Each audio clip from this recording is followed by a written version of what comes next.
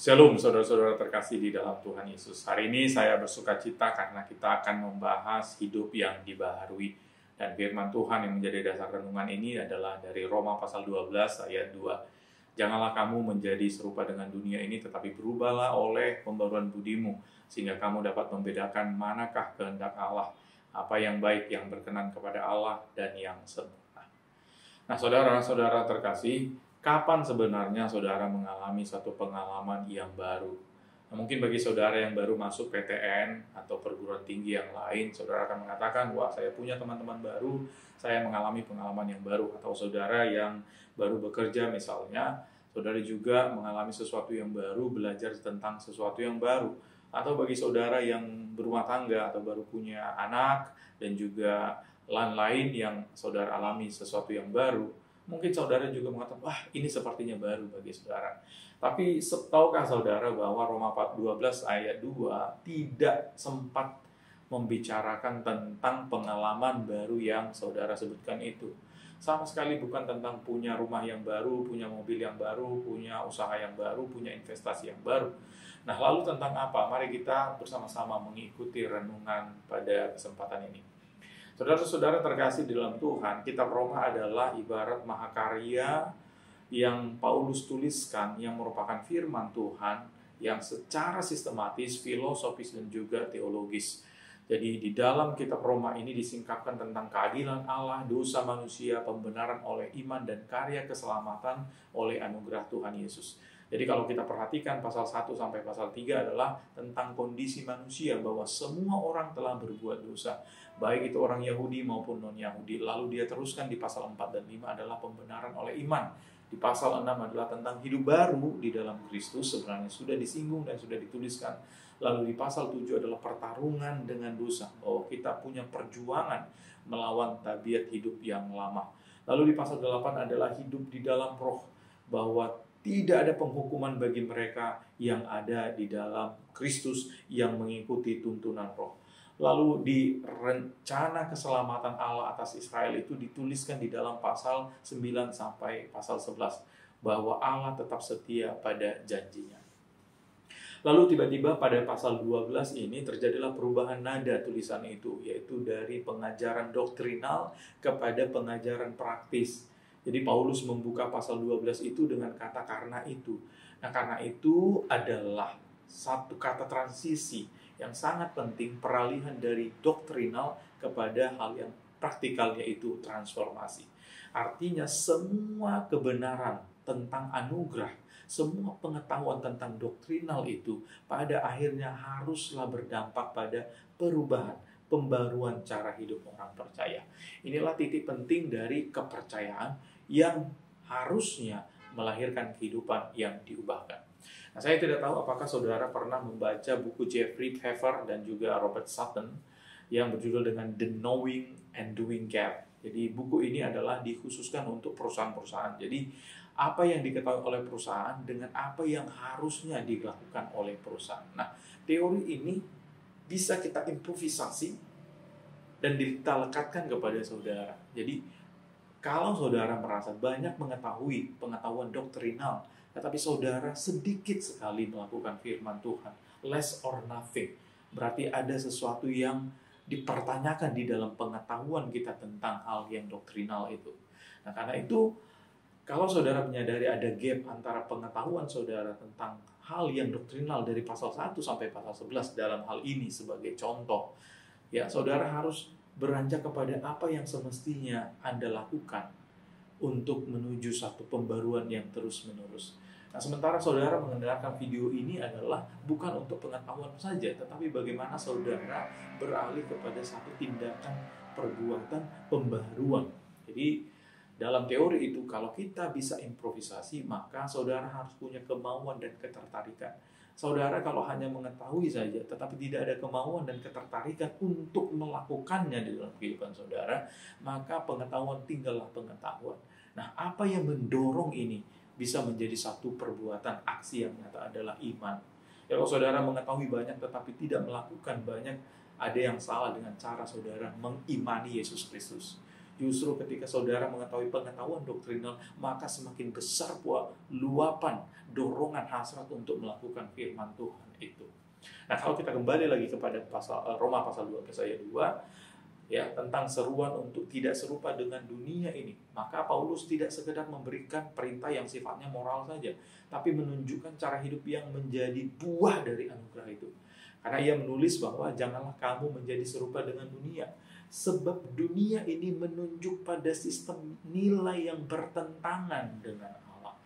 Kesombongan, kenikmatan diri, materialisme, relativisme moral, pencitraan, kehausan akan pengakuan. Bukankah hal itu yang sering kita hadapi di dunia sekitar kita? Jadi dunia ini mengajak kita untuk menjadi atau mengikuti apa yang sedang tren, yang disukai oleh publik, yang paling menguntungkan kita secara instan.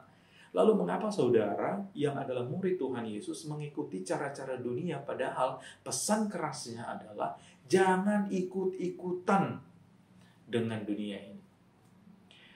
Nah, jauh sebelum ada popularisme, viralisme, favoritisme, friendisme, ya, firman Tuhan sudah mengingatkan untuk orang percaya untuk tidak ikut-ikutan dengan cara dunia ini yang bekerja dengan sistem nilai yang bertentangan dengan kehendak Allah. Nah, sayangnya godaan untuk serupa dengan dunia ini sangat nyata dalam kehidupan kita orang Kristen. Bukankah banyak orang menilai keberhasilan dari seberapa viral postingan saudara? Bukan lagi kepada seberapa taat saudara kepada firman Tuhan.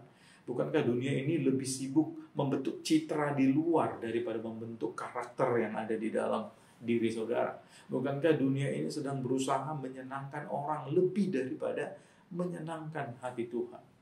Nah, karena itu Paulus menentang semua itu, lalu ia menawarkan jalan lain, yaitu berubahlah oleh pembaruan budimu.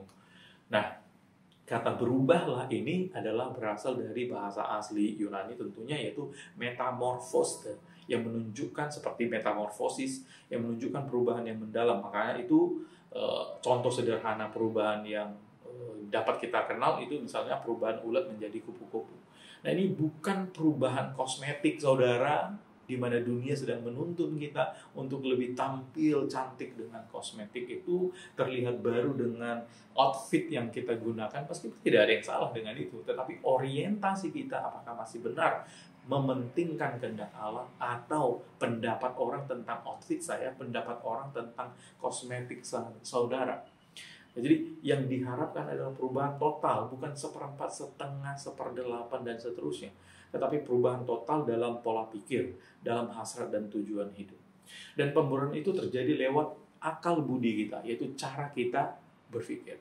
Jadi betul bahwa kita tidak boleh mengandalkan pikiran, tetapi Tuhan juga tidak pernah mengatakan, buanglah pikiranmu, tetapi berubahlah. Dan jaminan kepastian berubah itu ada di dalam pekerjaan Roh Kudus yang memeteraikan saudara, yang melahir baru, hidup barukan saudara. Jadi di dalam Kristus kita mendapat pikiran yang baru, yaitu pikiran yang menilai segala sesuatunya dari sudut pandang dan kehendak Allah. Kacamatanya Tuhan, bukan kacamatanya influencer, apa kata mereka. Nah, bagi saudara yang mau terus-menerus dibaharui di dalam Kristus, kita yang mendapat pikiran yang baru ini ada keinginan untuk terus-menerus. Jadi perubahan yang dimaksud bukanlah perubahan pada satu tahap lalu selesai, tetapi perubahan ini akan terus saudara kerjakan dengan pertolongan dari Roh Kudus sampai titik kematian saudara. Ingat, tidak ada titik perhentian pembaharuan sampai kita mati. Titik kematian adalah akhir dari pembaruan itu. Jadi saudara tidak bisa merasa bahwa saya sudah 60 tahun, 70 tahun. Tidak ada lagi hal yang bisa saya baru. Saudara juga masih bisa memperbarui apapun yang saudara lihat harus diperbarui. Nah, saudara-saudari terkasih, bagaimana caranya untuk mengubah itu? Untuk cara-cara ini sebenarnya tidak ada yang baru untuk saudara ketahui. Saudara yang pertama pasti harus membaca dan merenungkan firman Tuhan secara terus-menerus. Kontinuitas, konsistensi adalah jauh lebih penting daripada sesuatu yang meledak-ledak lalu saudara hilang. Yang kedua, yaitu mengizinkan Roh Kudus memimpin dan menegur kita lewat kebenaran. Saudara harus memiliki hati yang terbuka bagaimana Roh Kudus mengkoreksi terus-menerus mana yang salah, mana yang harus diperbaiki dalam hidup dan hati saudara.